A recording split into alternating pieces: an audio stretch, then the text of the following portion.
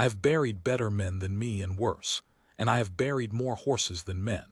But the only grave I ever dug with my hat already in my hand belonged to nobody at all. It was the empty hole Wade Calloway started one cold morning for a woman he was sure would die before noon. And the reason I am telling you any of this is that she didn't, and that the not dying of her changed every last thing about the man I'd worked 30 years for. It was the spring the mustangs came down off the Caprock half-wild, and the thieves came down off nothing at all. We found her in the breaks below Cedar Draw, where the land tears itself into red gullies, and a man can ride past a body 10 feet off and never know it. I was the one who saw the horse first, a paint mare standing guard over something in the buffalo grass, head up, not grazing, the way a good horse stands over a person it has decided is its own. I drew rein. Wade rode up beside me and went still the way he did, like a fence post that has learned to breathe. "Indian pony," he said, "Comanche rig." "That's a Comanche pony with no Comanche on it," I said, which on this range generally means trouble's already been and gone. We came down slow. The mare didn't spook, only swung her hindquarters to keep herself between us and what she guarded, and that told me as much as anything that the woman in the grass had hands worth trusting, because a horse does not throw its body in front of just anybody. She was lying half on her side with one arm flung out, and there was blood gone black on her temple and more of it dried down her deerskin sleeve, and for a long moment I was sure we'd come to do nothing but say words over her. Then her chest moved, just barely, like the last coal in a banked fire deciding whether the night was worth it. Wade was off his horse before I'd finished thinking it. He was 44 that year and built like a gatepost, and he went to one knee in the dust with a gentleness I had not seen out of him since the fever took Ruth, and that had been 5 winters gone. "She's breathing," he said. "She won't be long," I said, because somebody had to be the fool who said the true thing out loud. "Head wound, and look at her arm. And Wade, those are thieves' tracks all over this ground. A dozen shod horses driving a herd, Comancheros or worse. They hit somebody's horse camp and they left her for the buzzards." He wasn't listening. He had his canteen out and was wetting his bandana, and he laid it against her cracked lips so soft you'd have thought he was afraid of waking a baby. The woman's eyes came open, and Lord, I will tell you, they came open all the way, no fog in them, sharp as a hawk's, and they went straight to the knife sheath at Wade's belt, and then to the rifle on his saddle, and then to my face and back to his, doing arithmetic, deciding whether we were 2 more of whatever had done this to her. She tried to sit up. She got about 4 inches off the ground and the pain folded her back down, and even folding she didn't make a sound, just set her jaw against it, and I thought, that one's got more bottom than half the men I've ridden with. "Easy," Wade said. "Easy now, we're not them." He said it slow and plain, the way you gentle a colt, not because he thought she'd understand the words, but because the words weren't the point. "Whoever did this, we're not them." She studied him. Her eyes went to his hands, both of them empty and open, palms up, the canteen set in the grass where she could reach it herself, and she did reach it, slow, never taking her eyes off us, and she drank like a woman who'd had no water in a day and a half. Then she said something low in Comanche that I didn't have, and seeing we didn't, she said one word I did have, the only English she'd give us for a long while, and it was the right word. "Mine," she said, and her chin moved a 1/4 inch toward the paint mare. "Horse, mine." "Yours," Wade agreed. "Nobody's taking your horse." I have thought a great deal in the years since about how the whole rest of it turned on that. Most men out here, finding a Comanche woman half dead in the breaks in those years, would have done one of 3 things, and 2 of them I won't say, and the third was ride on and let the country have her. Wade Calloway did the 4th thing, the thing nobody does, and he did it without any speech-making about it, which is the only way that kind of thing ever gets done at all. He looked at me and said, "Get the wagon," and that was the whole of his oration. It was a hard 4 miles back to the ranch with her laid in the wagon bed on a folded saddle blanket, and the paint mare came along of her own free will, refusing a lead rope, packing the tailgate the entire way like a dog that won't be left. I drove. Wade rode alongside the wagon, and once, when we hit a rough stretch and the woman's breath caught, he said, "Slow it down, Asa," in a voice I hadn't heard him use in years, and I slowed it down. You should understand what the Callaway place was by then, so you'll know what walked into it. Cedar Draw Spread had been Wade's daddy's and a fine outfit in its day, but Wade's day had gone bad. The fever that took his wife had taken his boy too, a child of 4 in the same week, and a thing like that does not leave a man. It walls him up.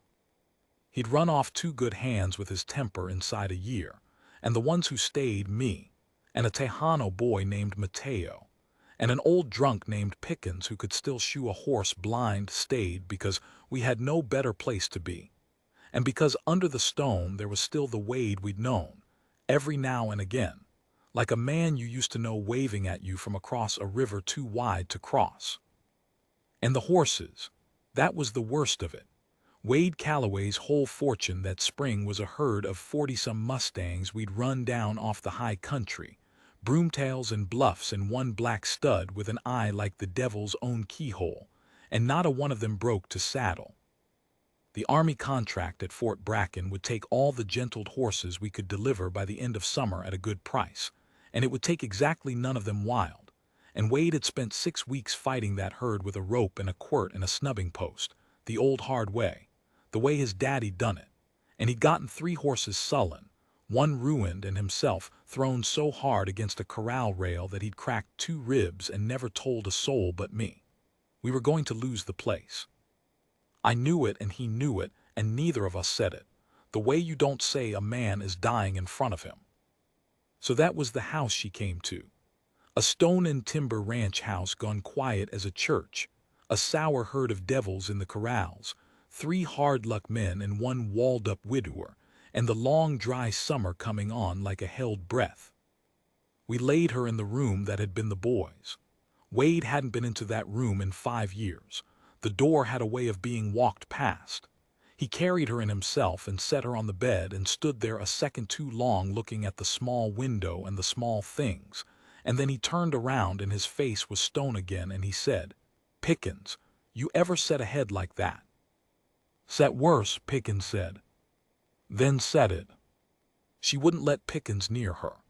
The minute the old man came at her with his liquor and his rough hands, she got a look I would not have wanted aimed at me, and her good hand went under the blanket where I'd have laid money.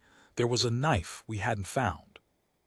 It was Wade she'd let close, only Wade, and after a minute of standoff, he just took the bowl of water and the clean rags from Pickens and sent the rest of us out, and he sat down on a low stool by that bed where his own boy used to sleep, and he tended a stranger's wounds till past dark. I brought a lamp to the door late on and looked in. He'd gotten the gash on her arm cleaned and bound, and the worst hurt was the head, and he was wringing a cloth in cool water and laying it across her brow, ring and lay, with a patience I'd forgotten was in him. She was asleep or near it, and Wade was talking. Low, almost under his breath, the way I'd never once heard him do, not to her exactly because she couldn't follow it, but to the room maybe, or to the small window, or to whatever a man talks to at the bottom of a 5-year silence. "You're going to live," I heard him say. "I decided, you hear me, you don't get a say." She lived.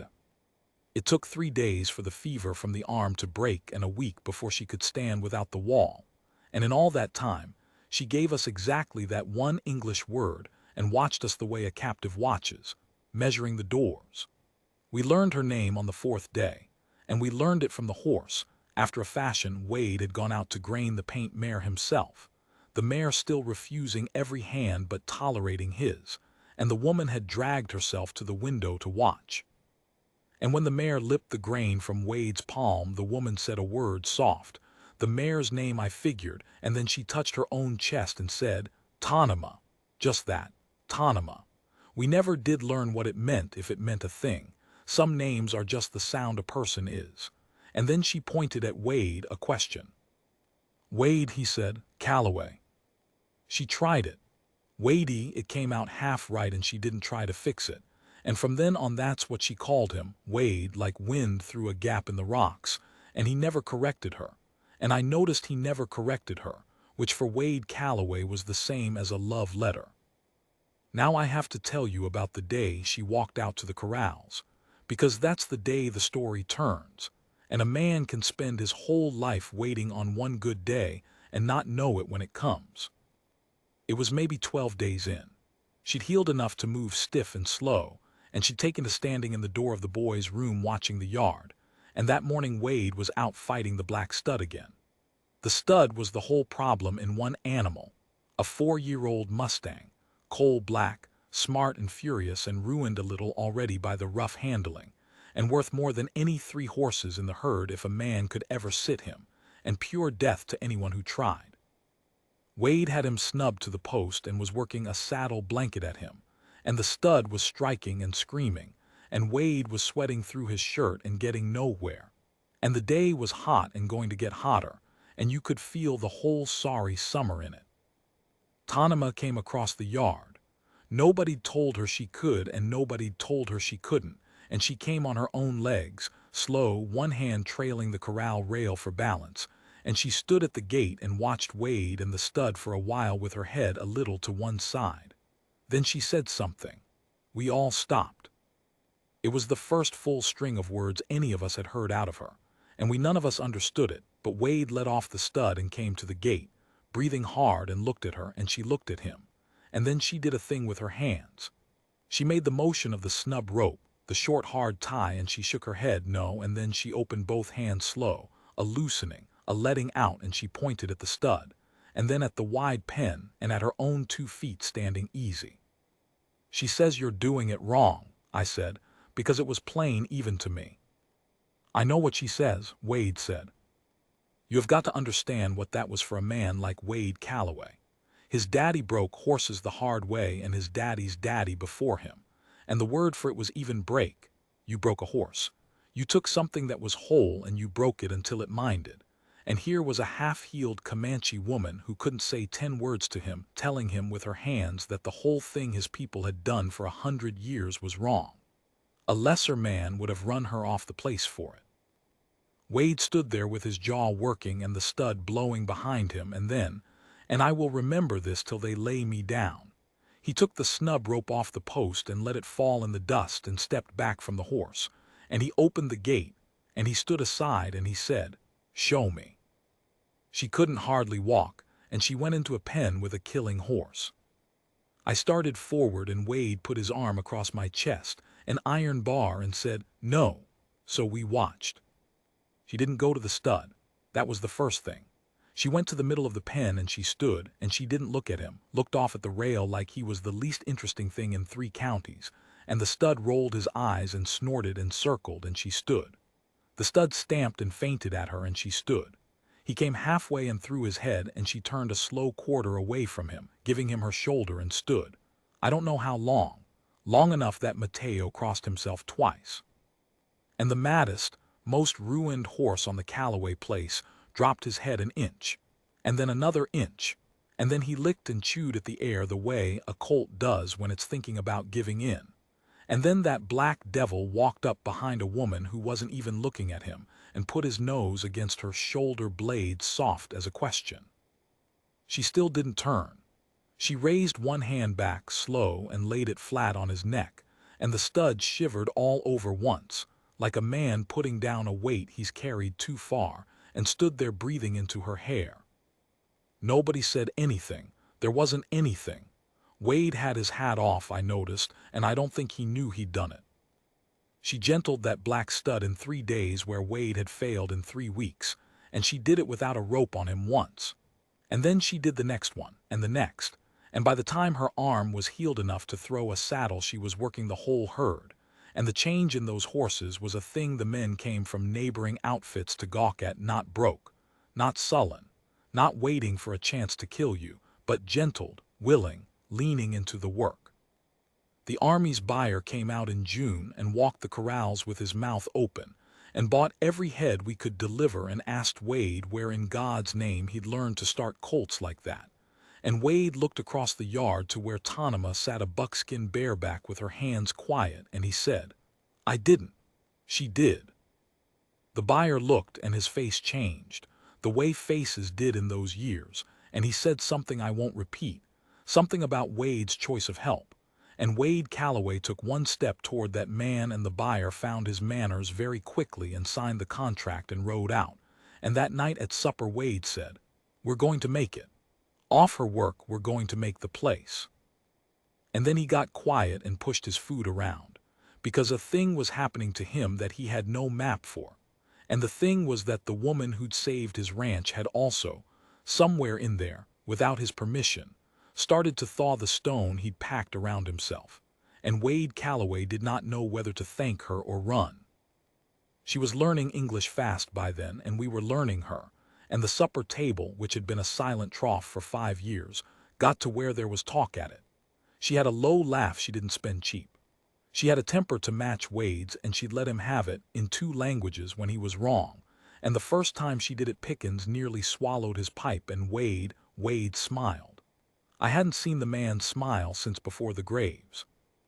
It came up his face like sun coming up a wall, slow and like it had a long way to travel, and when it got to the top it stayed a second, and then he caught me watching and put it away. But I'd seen it. I want to be careful here because it would be easy to tell this wrong, and she deserves it told right. Tanima was not some prize Wade Calloway won, and she was not a poor lost thing he saved and kept.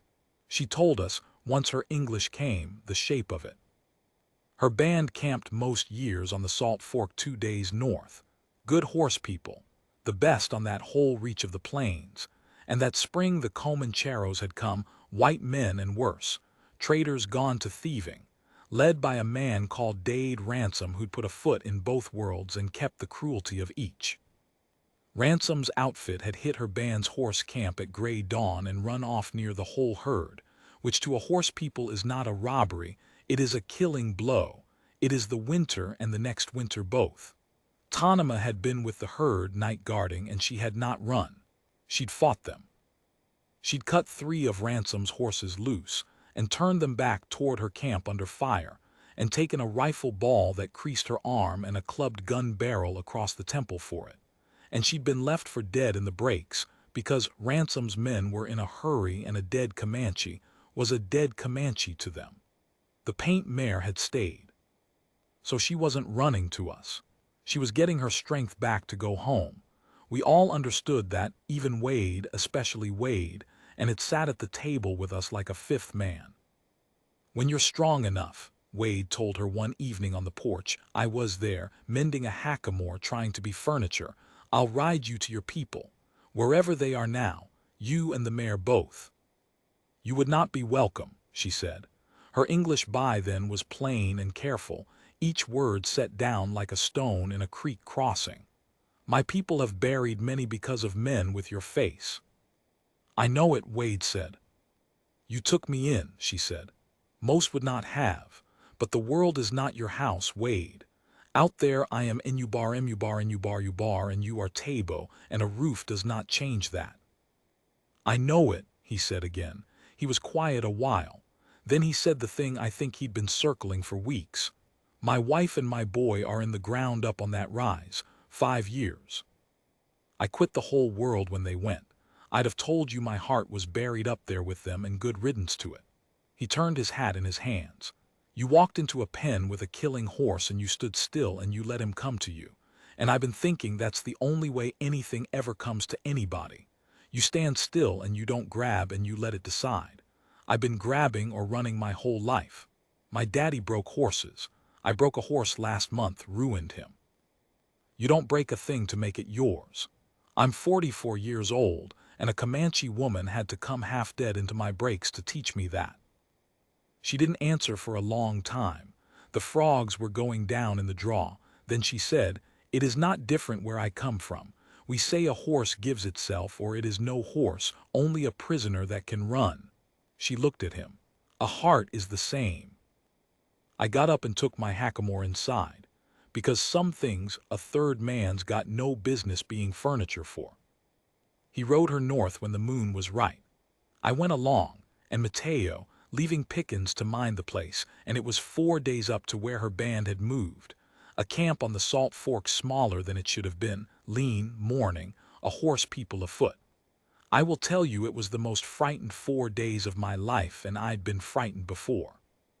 We came in slow with our hands wide and Tanama out front on the paint mare, and there was a long bad stretch where a dozen rifles were on us, and a young warrior with grief all over his face wanted nothing in the world but to put one of those rifles to use. And it was Tanama's voice, hard and unafraid, that held them, and an old man's lifted hand that finally let us live.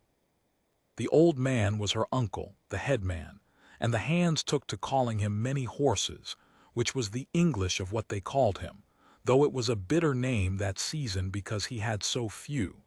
He was old and spare, and his eyes had seen everything twice. He let Wade stand in front of him, and he looked at him a long time, and Tanama spoke, telling it the brakes, the wagon, the boy's room, the herd, all of it. And when she was done, the old man said, in better English than any of us expected, slow and cold, "You kept my brother's daughter from the wolves. For that you live and you go." A pause. "But you brought her home, Tabo, and you did not have to.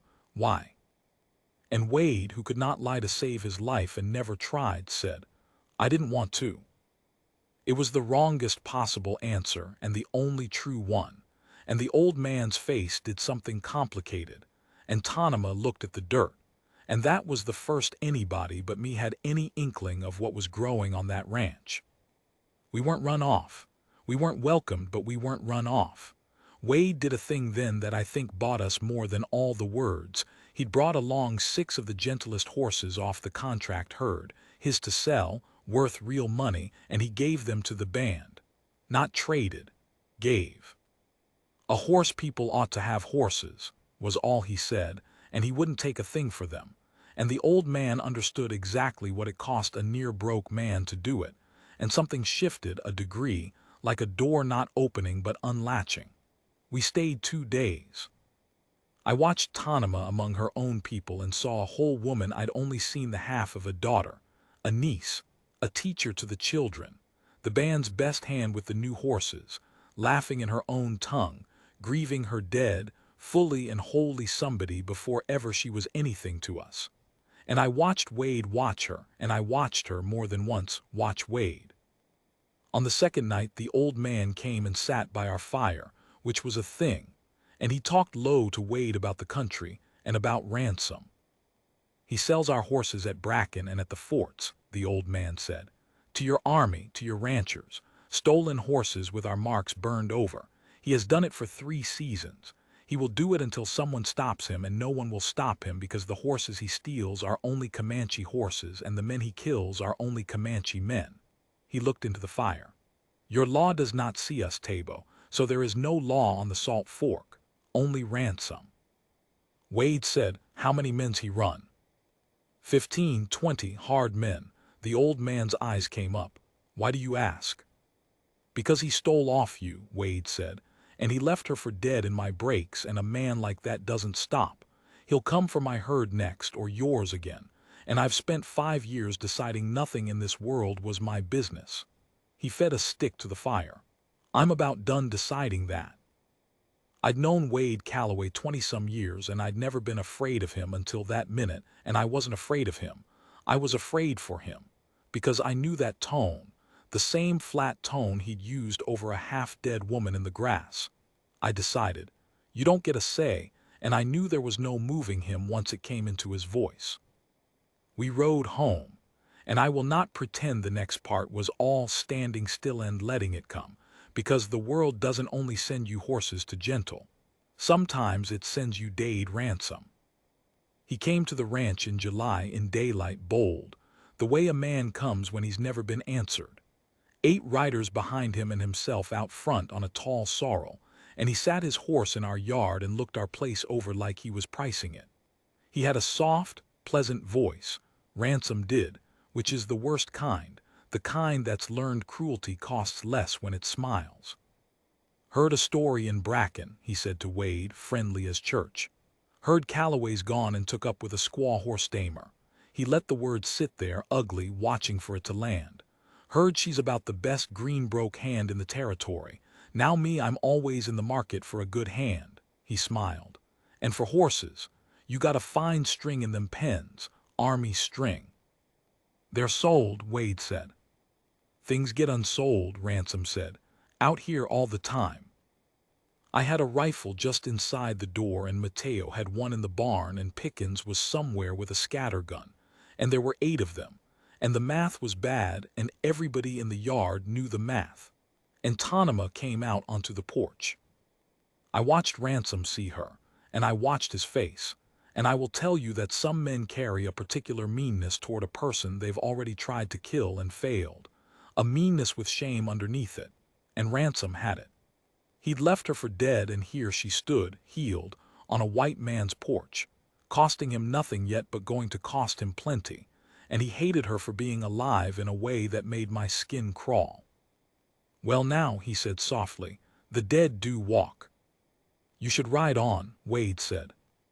"Or what, Calloway?" Ransom leaned on his saddle horn. "You're one busted-up rancher and 3 saddle bums and an Indian. You don't have a hand to play." He straightened. "I'll be honest with you, neighbor, because I like you. I'm taking them horses. Tonight, tomorrow, end of the week, but I'm taking them, and there's not a court in this country going to lift a finger, because there's not a court in this country thinks a Comanche-loving man's word is worth a Comanche's, which is to say worth nothing. The law's not coming for me. Nobody's coming for me. That's the whole trick of it." He gathered his reins, real pleasant. "So you make this easy. I'll even leave you a few head to start over with on account of I'm a Christian. That's a better deal than I gave her people." And he tipped his hat to Tanema, mocking, and rode out with his 8 men, in no hurry at all, because hurry's for men who think they might be answered. That night Wade didn't sleep, and neither did the rest of us.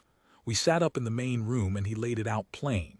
"He's right about one thing," Wade said. "The law's not coming. I sent Mateo to Bracken this afternoon to fetch the marshal, and the marshal won't ride out, said it's a horse dispute, said the army can sort their own contracts, said," he stopped. "Said what Ransom said, that out here against a man like Ransom, with a witness like her, there's no law to be had." He looked around at us. "So there's 2 things we can do. We can let him take the herd and lose the place and call it the way of the world, or we can be the law that isn't coming."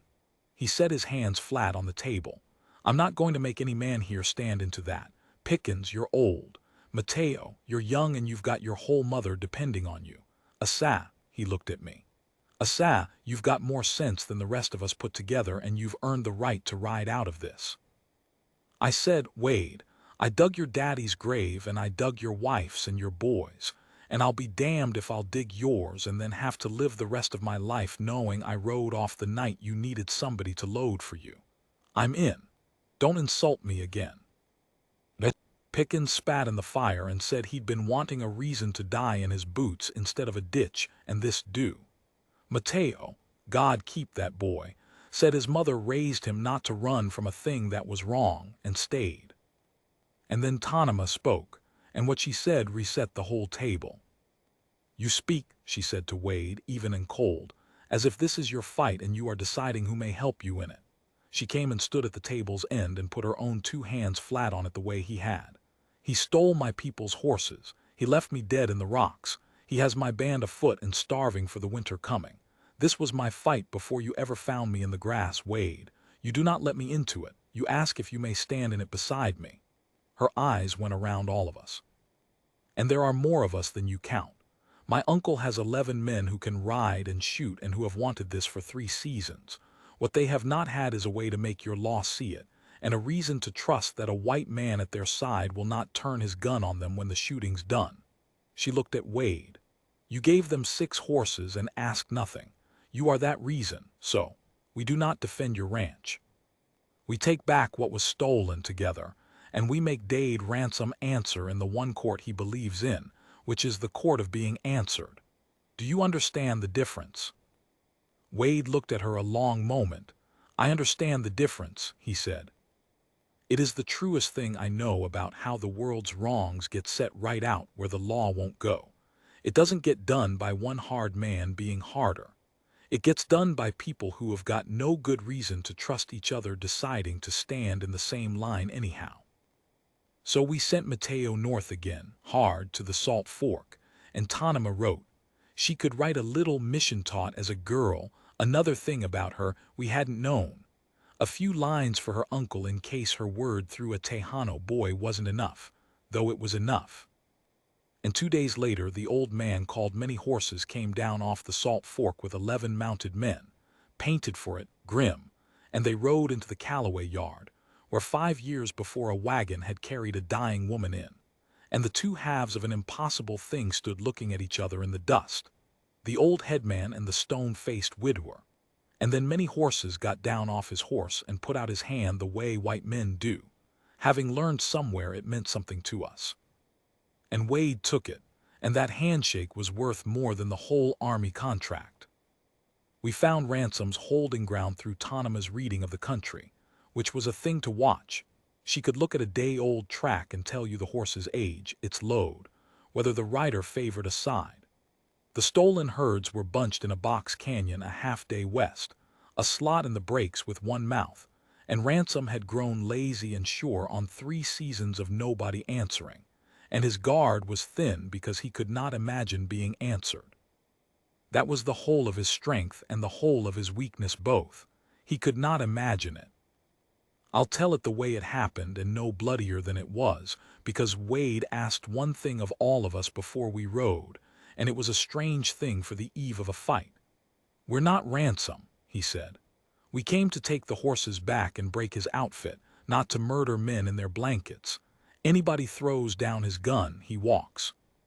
We do this clean or there's no point doing it, because the whole quarrel is that he treats lives like they don't count, and if we go in counting his men's lives at nothing, we're just a smaller Ransom." Many horses heard that translated and looked at Wade a good while and then nodded once and said something to his men, and whatever it was, they held to it. We went in at gray dawn, which is when Ransom had hit her camp, and I have always believed Tanama chose the hour on purpose, to give it back to him at his own clock. She led the horse end of it, because no one alive could move a herd like her. While the rest of us came down the canyon walls afoot and quiet to deal with the guards, Tanama and 3 of her uncle's young men slipped in among the bunched horses in the half-dark, and she did to 200 stolen, half-wild ponies what she'd done to that black stud. She gentled them in the dark, under the noses of armed men, got them moving as one calm body toward the canyon mouth instead of scattering and screaming, which is what a herd does when it's run. And the difference between a stampede and a quiet moonlight drift is the difference between getting everybody killed and getting clean away with everything. And only Tanama on the whole plains could have made it the second thing. Ransom's men woke to find their plunder walking out the door soft as a dream, and then it got loud. I won't dress it up. There was shooting. Pickens took a ball through the meat of his arm and shot the man who did it off his horse, and that man lived, I'll say, lived to be hauled to Bracken in irons. Mateo got himself in a bad spot against 2 of them, and it was Many Horses' young grief-faced warrior, the one who'd wanted to kill us on the Salt Fork, who came out of nowhere and pulled the boy clear, and the 2 of them, the Tejano kid and the Comanche, fought back to back in the gray light, and if you'd told either of them a month before that they'd trust the other with their life, they'd have laughed at you. That's the part of it I think on most, not the shooting, that. And Ransom did what his kind does when the answer finally comes. He ran. He left his men and his soft, pleasant voice, and he ran for the canyon mouth on his tall sorrel, and the only thing between him and clean away was the herd, and standing in the herd, a horse on her paint mare in the rising light, was the dead woman who walked. I was close enough to see it. He came on hard with a pistol up, and he could have shot her easy, and couldn't, I think. Some last rotten thing in him still too proud to admit she counted enough to spend a bullet on, still seeing her as the thing he'd left in the rocks. He came on to ride her down. And Tanama sat her mare still in the middle of 200 horses that loved her now, dead still, the way she'd stood in the pen, and at the last second she lifted one hand, just lifted it, and made a sound, low, and the whole herd turned. You ever see 200 horses turn as one animal because a woman asked them to? I have once.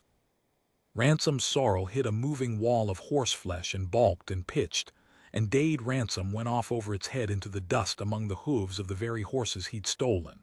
And they did not trample him, because she didn't ask them to. She asked them to stop.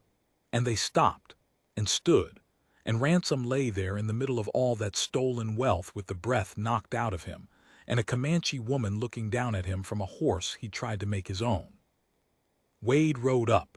He had his rifle, but it was across his saddle, not in his hands. He looked down at Ransom a long moment, and Ransom, I'll give him this, he understood at last he'd been answered. Ransom looked up at the two of them, the widower and the horsewoman, and something in his face finally believed it. "You're going to Bracken," Wade said. "In irons. And you're going to stand up in front of that marshal who wouldn't ride out, and you're going to answer for 3 seasons of it, because we're hauling you in alive with 200 marked-over horses and 11 witnesses and a Tejano boy and an old drunk and me, and that marshal's going to find he can see it after all." He leaned down. "That's the trick of it, Ransom. You said nobody was coming. You were almost right. Almost." They took him to Bracken in irons. He hanged that fall, legally, in front of the law that had not wanted to ride out, and the army quietly stopped buying horses with burned-over marks, and many horses' band went up the Salt Fork that winter with 200 head and made it through, which they would not have. And I have heard since that on that reach of the plains they tell of it still. The dawn the dead woman turned the herd, though they leave out the white men in the telling, and I don't blame them a bit. But that's not the end. The end's quieter, and it's the part I really set out to tell. We came home off that, all of us alive, Pickens with his arm in a sling and prouder of it than of anything in his sorry life. And the ranch was saved, and the herd contract paid out, and there was money in the Callaway place for the first time in years, and you'd think that'd be the happy finish. And for a few weeks it nearly came apart instead. Because Tanima made ready to go home. Her people were her people. The band needed her. She had a place in the world that was hers before us, and she'd never once pretended otherwise, never once let any of us, least of all Wade, make her into something kept. And Wade, who had decided over a half-dead body that she didn't get a say in living, Wade did the hardest thing of his whole hard life, which was to not grab. He saddled her paint mare himself the morning she meant to ride north, and he led it to the porch, and he stood there with the reins, and I thought my heart would crack watching him hold himself still.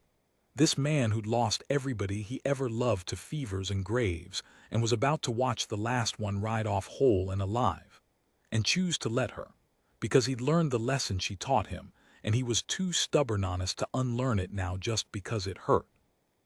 "I'd ask you to stay," he said, "but I learned better than to break a thing to keep it.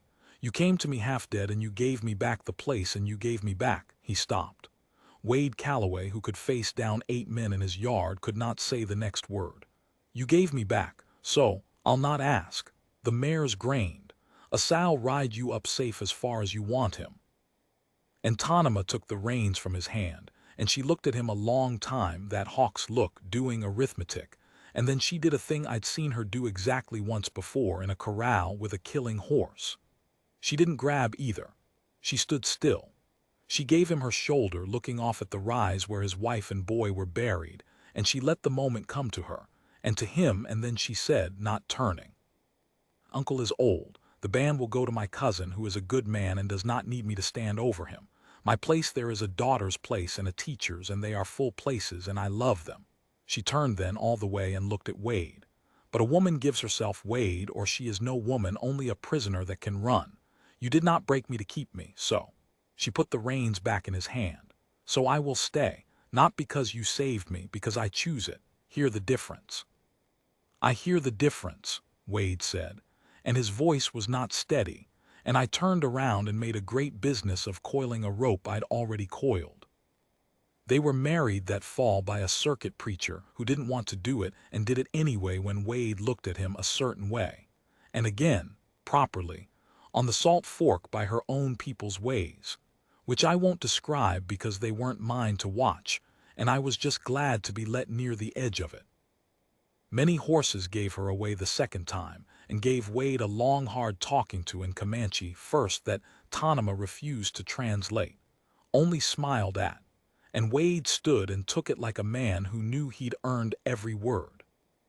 They had children, 3 that lived, which on that frontier was a fortune in itself. The oldest girl could gentle a colt at 9 years old the way her mother did, standing still in the middle of the pen, giving the horse her shoulder, letting it decide, and Wade used to lean on the rail and watch her do it with a look on his face I have no good word for. The Callaway place became the best horse outfit on that whole reach of the plains, and it stayed half Comanche in the running of it, the band's young men working there in summers, the two peoples wary and then not wary, the way trust gets built, not in one grand handshake, but in 1,000 small mornings of standing in the same line. Wade Callaway lived to be an old man. I outlived him, which I never figured to, and I helped lower him into the ground up on that rise next to Ruth and the boy. And Tonema stood at the grave gray-haired and straight as a lance and did not weep where men could see it. And afterward she walked down to the corrals alone and stood in the middle of the pen, still, giving her shoulder to the horses, and let her grief come to her the only way she'd ever let anything come, on its own legs, in its own time, because it was hers. I am the last one now who saw the start of it, so I tell it. People hear Comanche woman and a cattleman and they think they know the shape of it, and the shape they think is an ugly old shape, a stealing or a keeping or a saving, and it was none of those. It was a man so walled up in his grief he'd quit the world, and a woman the world had tried to throw away, and a yard full of horses nobody could break, and the one true thing she taught him, taught all of us, was that you don't break a thing to make it yours. You stand still. You keep your hands open. You don't grab and you don't run. And if you've got the patience and the nerve to do that, the wildest thing on the whole wide plain will come and put its nose against your shoulder of its own free will, and that, only that, is worth the keeping. He never rode alone again. 40 years I knew the man, and the loneliest of them was the day before he found her in the grass, and the richest was the last, and I have thought a long time about which of them gentled the other, and I have decided it doesn't matter, because the answer is both, which is the answer to every good thing that ever happened between two people who had no earthly reason to trust each other and chose to anyhow. That's the story. I dug an empty grave once for a woman I was sure would die by noon. She lived 50 years past it. I never did fill that hole. Wade made me leave it open, said it was a good reminder, out by the corral gate where a man could see it from the porch. A hole in the ground that didn't get used, the best thing on the whole place. The day the world tried to bury somebody and she got up instead and gentled the lot of us.